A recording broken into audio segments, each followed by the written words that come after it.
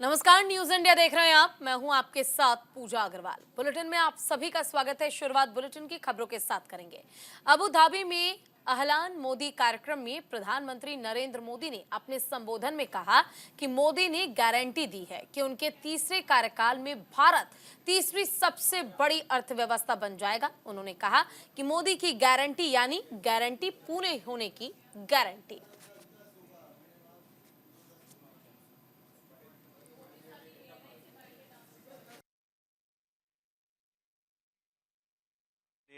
मुझे हर भारतीय के सामर्थ्य पर कितना ज्यादा भरोसा है, इसी भरोसे के दम पर मोदी ने एक गारंटी भी दी है।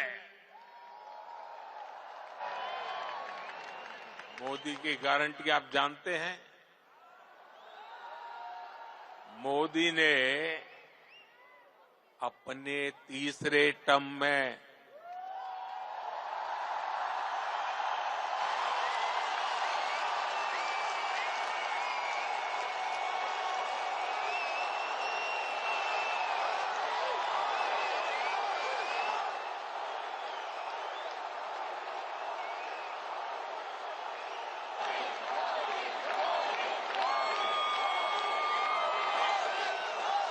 मोदी ने अपने तीसरे टर्म में भारत को तीसरे नंबर की इकोनॉमी बनाने की गारंटी दी है।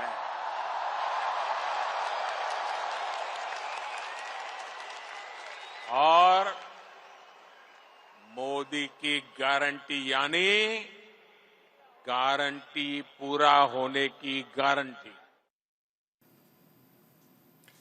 अबू धाबी में अहलान मोदी कार्यक्रम में प्रधानमंत्री नरेंद्र मोदी ने कहा कि मैं अपने परिवार वालों से मिलने आया हूं। उन्होंने अबू धाबी में लोगों से कहा, जहां आपका जन्म हुआ उस मिट्टी की खुशबू लेकर आया हूं और 140 करोड़ लोगों का संदेश लेकर आया हूं। सुनिए।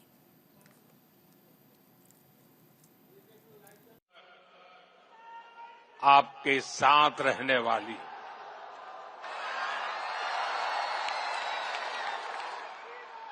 जो यादें जीवन भर मेरे साथ भी रहने वाली।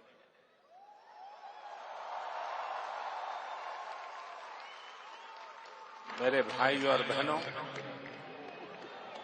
मैं आज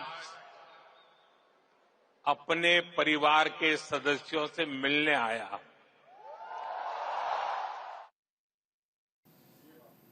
अबू धाबी में अहलान मोदी कार्यक्रम में प्रधानमंत्री नरेंद्र मोदी ने लोगों को संबोधित करते हुए कहा कि भारत और अबू धाबी का रिश्ता प्रतिभा, नवाचार और संस्कृति का है।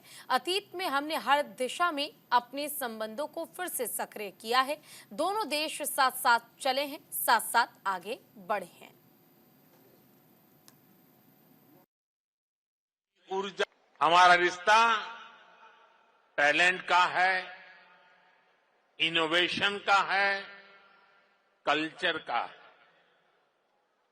बीते समय में हमने हर दिशा में अपने संबंधों को नई ऊर्जा दी है।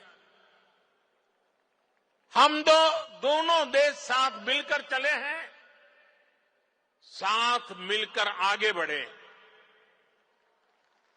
आज यूएई भारत का तीसरा बड़ा ट्रेड पार्टनर है। अबू धाबी में अहलान मोदी कार्यक्रम में प्रधानमंत्री नरेंद्र मोदी ने कहा कि 1.5 लाख से अधिक भारतीय छात्र संयुक्त अरब अमीरात के स्कूलों में पढ़ रहे हैं। पिछले महीने यहां आईआईटी दिल्ली परिसर में मास्टर कोर्स शुरू किया गया था और जल्द ही दुबई में एक नया सीबीएसई कार्यालय खोला जाएगा। और मजबूत होता रहे। साथियों,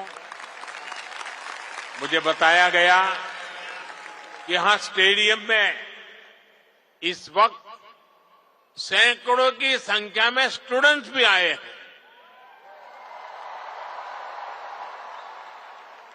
आज यूएई में मौजूद भारतीय स्कूलों में ऐसे 1.25 लाख से अधिक स्टूडेंट पढ़ रहे हैं।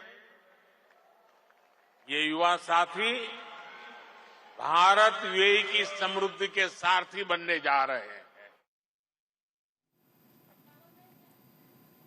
वहीं अबू धाबी में अहलान मोदी कार्यक्रम में प्रधानमंत्री नरेंद्र मोदी ने लोगों को संबोधित किया। पीएम मोदी ने कहा कि आज अबू धाबी में आपने एक नया इतिहास रचा है। उन्होंने कहा कि आप यूएई के कोने कोने से और भारत के अलग अलग राज्यों से यहां आए हैं, लेकिन सभी के दिल जुड़े हुए हैं।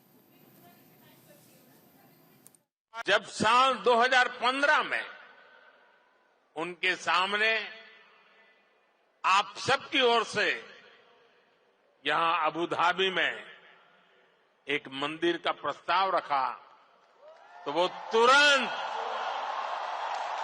एक पल भी गंवाए बिना उन्होंने हाँ कह दिया।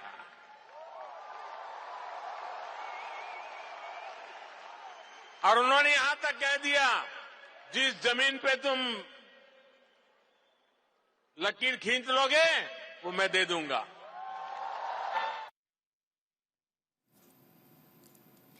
तो वहीं देश की राजधानी दिल्ली में किसानों द्वारा लगातार विरोध किया जा रहा है और आंदोलन की वजह से कोहराम मचा हुआ है। किसानों के आक्रामक रवैये को देखते हुए बॉर्डर पर भारी सुरक्षा बल तैनात किया गया। पुलिस प्रशासन ने किसानों के आंदोलन को देखते हुए राजधानी के सभी बॉर्डर्स को सील कर दिया है। पंजाब, हरियाणा और पश्चिमी यूपी से किसानों के जमावड़े से हालात बेहद गंभीर है। इसकी वजह से दिल्ली से सटी तमाम सीमा पर कंटीले तार और बैरिकेड्स लगाकर उन्हें जाम कर दिया गया है।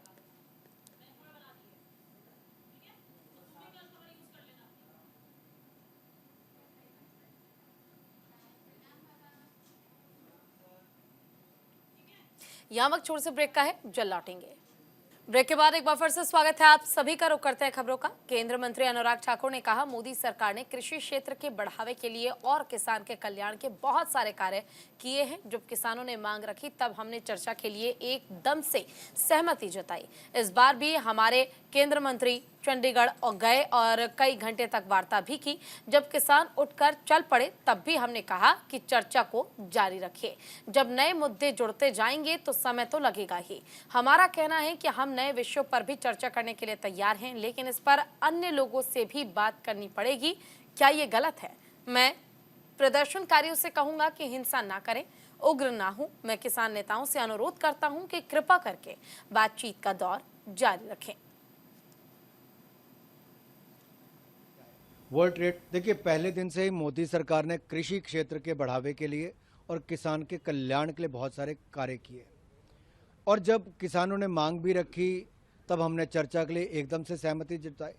इस बार भी हमारे केंद्रीय मंत्री कल भी चंडीगढ़ गए थे, कई घंटे तक वार्ता भी की। और जब किसान उठकर चल पड़े किसान नेता, तब भी हमने कहा कि बैठिए, चर्चा को जारी रखें।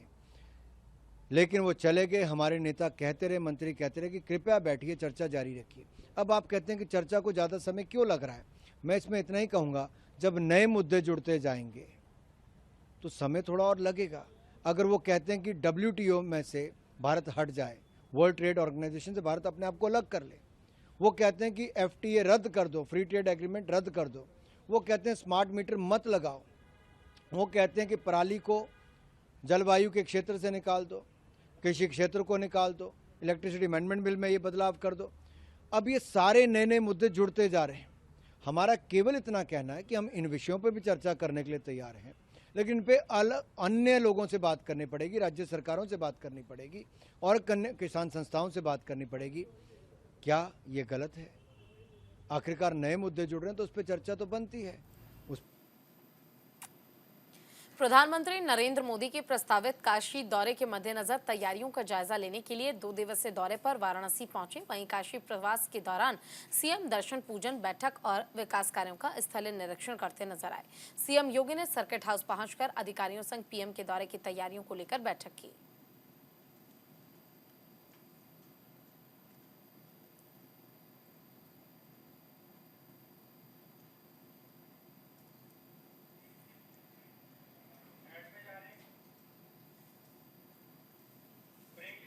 तो वाराणसी दौरे को लेकर प्रधानमंत्री नरेंद्र मोदी तैयार हैं, लेकिन उससे पहले उनके दौरे को खास बनाने के लिए सुरक्षा के तमाम इंतजाम करने के लिए सीएम योगी आदित्यनाथ 2 दिवसीय वाराणसी दौरे पर पहुंचे और इस दौरान उन्होंने न केवल निरीक्षण किया बल्कि तैयारियों का जायजा भी लिया और साथ ही अधिकारियों के साथ बैठक भी की।